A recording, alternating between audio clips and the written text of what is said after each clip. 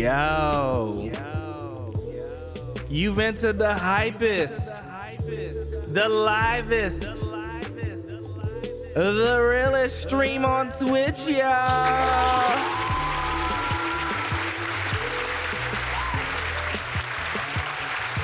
I don't think y'all ready for this. Y'all ain't ready for this.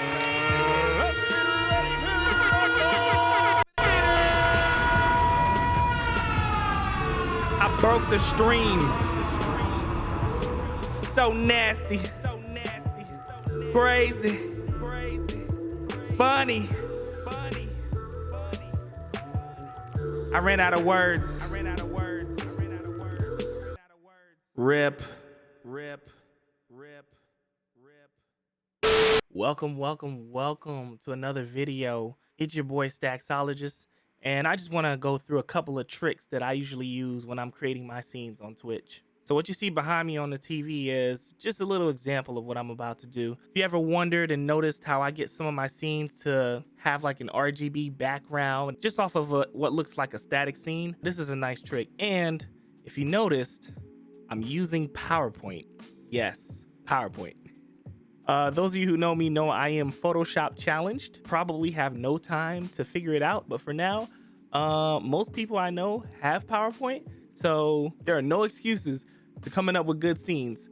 So what I'm gonna do is use this as a test, and we're gonna run through the various things and tricks that I do on PowerPoint just to make your scenes look very, very decent on OBS and in your stream. So I'm gonna take you over here to the main screen. The first thing that we're gonna do is we're gonna go into insert, and we're just gonna add some shapes. So if you notice, I'm gonna add a shape for each of these little squares right here. Gonna do quite a bit right here.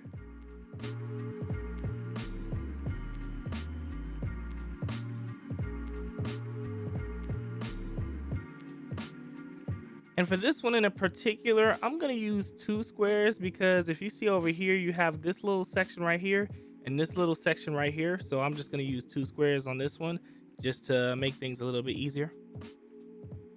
So once I have all my squares in place, I am basically going to edit the shape and edit the points. So basically I'm gonna set each of these points for each of these squares to match up with each of these edges over here. What I usually do is I'll have a clear outline just so that I know the exact edges, because typically with the outlines, it actually is a little bit further than usual. So I'm gonna go in and basically edit each of these in order to make sure that they line up with the edges. And you don't have to be completely accurate, because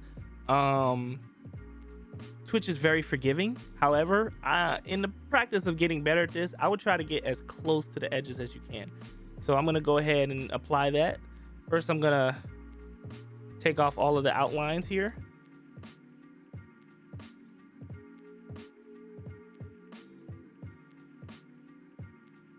All right, so now none of these squares have outlines, and I'm just gonna go ahead and edit each of these individual shapes just to get them to line up to the entire structure.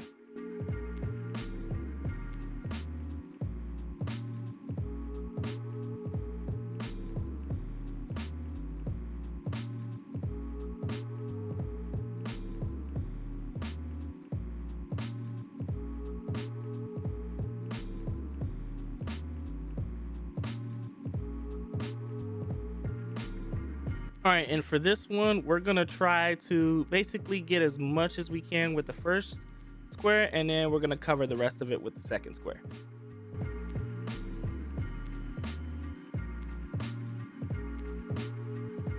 Okay, so now that we have all of the squares covered, you see a nice little covering for all the little panel portions that could get turned into an anything that you want. What we're gonna do is we're going to make it where it looks like a frosted RGB layering to it. So what we're gonna do in this case is we're gonna take all of these squares, or edited squares in the sense that we created, and the first thing we're gonna do is we're gonna go to shape format, merge shapes, and union. What this does is it basically creates one shape out of this entire thing that we're going to use to essentially cut out the various little pieces.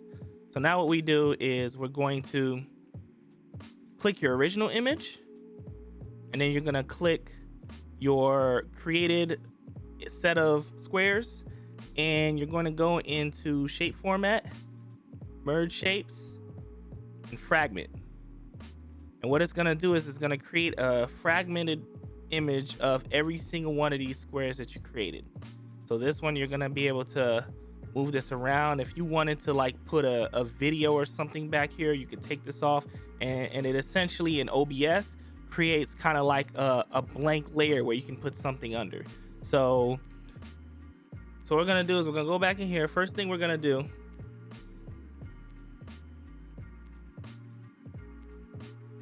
is we're going to add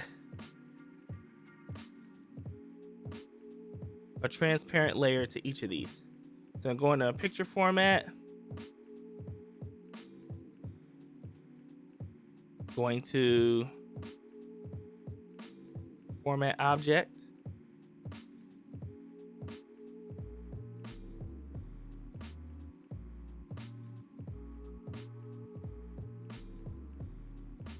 and notice in here we can't change it for a group, so we're gonna have to do this individually. So we're gonna go into each of these and change the transparency. Let's change it to something like 50%, just so we can take a look at this. All right, so now that all of these are set, we're gonna go ahead and save the image again.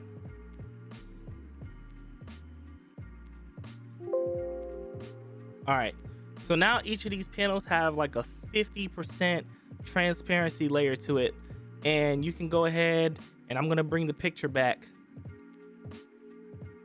and you'll see the difference. All right, so now that we got our image in place, you can see kind of a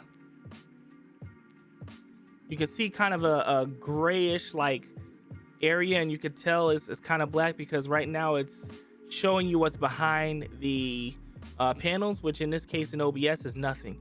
So if I activate the RGB that's behind it, then you should go ahead and start seeing this RGB image. Be sure to loop your video, otherwise it's going to stop. And there you have it. What I would typically do, going back into this, I would actually make the transparency layer something along the lines of 30, because I want a little bit, and as a matter of fact, let's go to 25 because I want a little bit of a frosted layer. So we're gonna change everything to 25 instead, and you'll be able to tell the difference. I'm gonna change the transparency layer to 25 for the top portion of the panels, and leave the ones going along the edge down here at 50, just so you can see the difference. Okay, so now we got the picture. You can see the top ones are a little bit more frosty looking than the bottom ones. It's gonna allow a lot less light in than typical. So now if we activate our RGB lights, you can tell the difference between the top and the bottom. So depending on how you like it, you might want more RGB to come in, you might want less RGB to come in. So either way, this will be the correct way to do it. Now, if you notice on the top side, you have a little bit on the edges of those panels where some of the RGB lights are seeping out. Most people won't notice that, but I do. So you actually do have a trick to get rid of that, just so that, you know, things look a little bit cleaner. So we're gonna go back to our screen. All right, so going back to our screen, if you look in here, we're gonna go back to the image and ungroup everything. If you look in here, whenever you do like a cut using their cut function or their fragment function, it's always gonna leave kind of an outer layer of some sorts. So what I usually do is I just go into each of these and just drag them out a little bit bigger. So I'll move it over some and then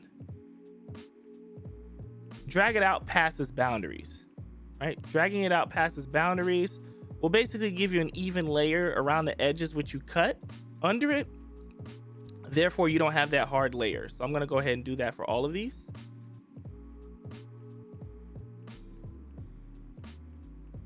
And you're gonna save everything as one image in the end, so it doesn't matter if it's actually going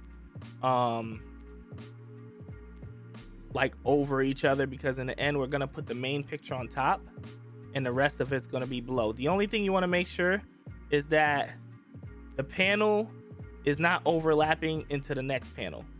As long as you're doing that, you're fine.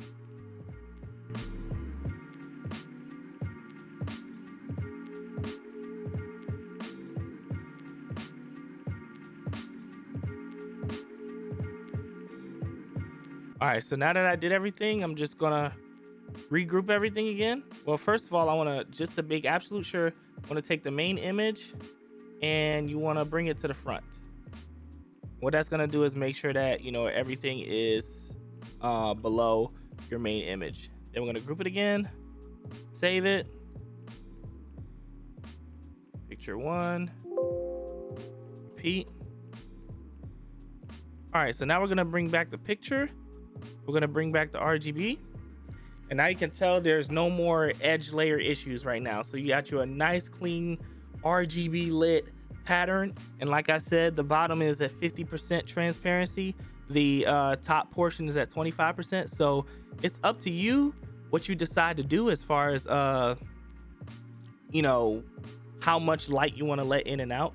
So this is a cool little effect that I like to do with a lot of my scenes, and you could take this and apply this to any image, just to allow you to basically turn anything into a, you know, kind of a more dynamic design. You're taking a static image and making it dynamic. You could apply it to the lights that are under there and you know, add some yellow lighting to make the light kind of pulsate.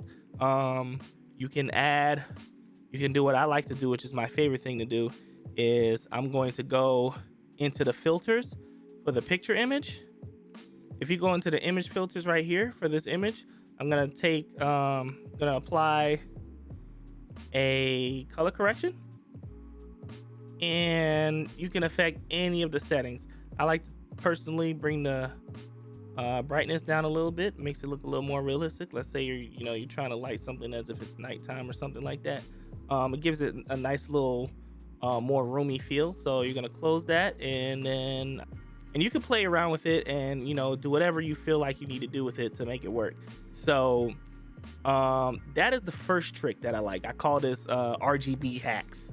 RGB hacks, yeah, RGB hack. We're gonna call this RGB hacks.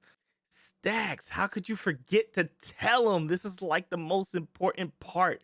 You're right. I'm sorry. I almost forgot. Okay, so here's the thing, guys. After you do all these edits and stuff and whatnot, your image is actually going to be slightly different from a 16:9 aspect ratio image. So what you're going to want to do is, whether you're streaming 1280p or 1280p. Yes, 1280p. Wow. Seriously? Wow. Seriously? 1280p. Oh, wow. Okay. Whether you're streaming 720p or 1080p, you're going to have an aspect ratio of 16:9, right? 16 this way, 9 that way. So what you're going to do is you're going to take your image that you saved, right? I called it picture 1. You're going to grab that picture. And what I like to do is I like to do this in a new slide. You're going to take that picture you saved. You're going to drag it back into PowerPoint. You're going to notice that there's a little bit of an edge here, basically meaning that you're not at a 16:9 ratio in full image. You could drag it in OBS a little bit, but there's a cleaner way to do this. You're going to take this image, as you can see, and what I like to do is my favorite. You can tell over here that, you know, everything is lined up over here, and over here. It's this edge right here that's a little bit off. So what I'm going to do is I'm going to crop it as close as I can to the edge. And then I'm going to take this image again, crop aspect ratio, in 16 by 9.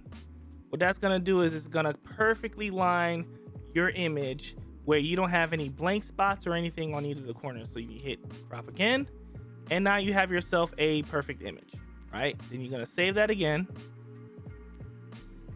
One. And now when you come into your image, you're going to have a perfect 1080p or 720p image. Okay, so I hope you enjoyed the video. If you have any questions on what I did or have any ideas and are wondering if it's something that can be done on PowerPoint, be sure to drop that in the comments below. Also, there are a couple caveats to using PowerPoint. One, obviously, it's not perfect and it's not really a photo editing tool. You will get much better results and much more refined results using programs like GIMP or Photoshop or anything of that sort. But this is just for the person who wants to get something done quickly, someone who just wants a more simple way to get it done. Also, another caveat is that a lot of these images, when you put them in there and you zoom in, it may get a little bit blurry, so it's hard to see the line. So you want to make sure that you have a good resolution image, and you also want to make sure that in your PowerPoint that it's not compressing images when you paste them in there. If it's compressing images, you will definitely have a loss of image quality. The last thing is zooming only zooms to 400% as opposed to some other programs where it can get as far as 1600%.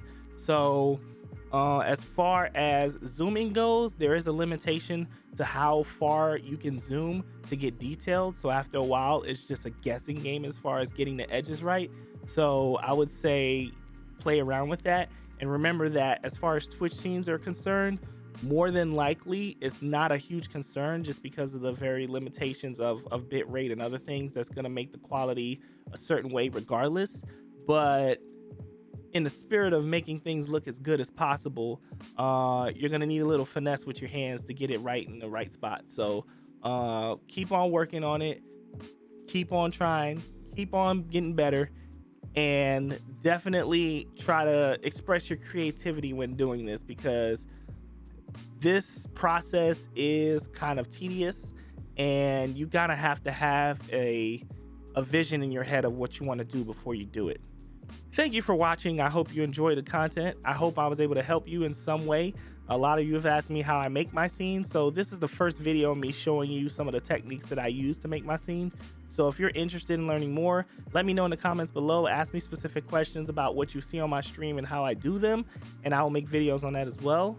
Also, to help your boy out, go ahead and you see that right there, that 42 subs. We're trying to get that number up, you know what I'm saying? We're trying to get that number up. So if you can, you know, go ahead and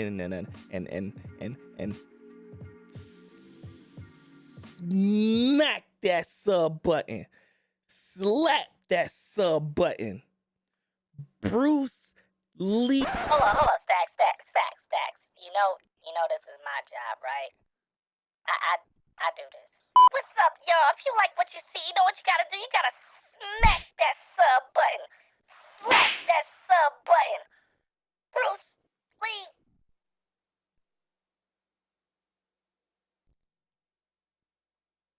Hit that sub button for your boy. You know what I'm saying? We tryna reach 100 subs by like the end of the month or something. So, if you can help your boy out, I would highly appreciate it.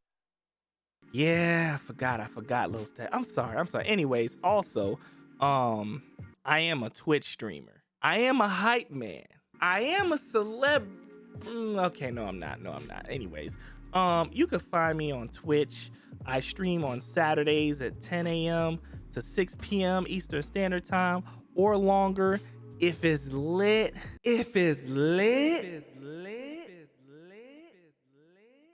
Also, you can follow my socials. They are in the description below as well. Go ahead and slap them things and follow your boy there.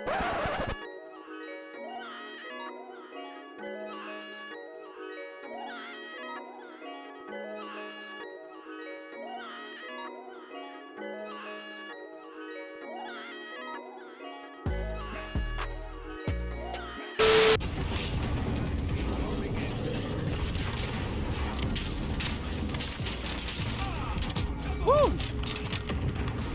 Woo! Come on! 3 for 3, baby! Ah! I thought I had it.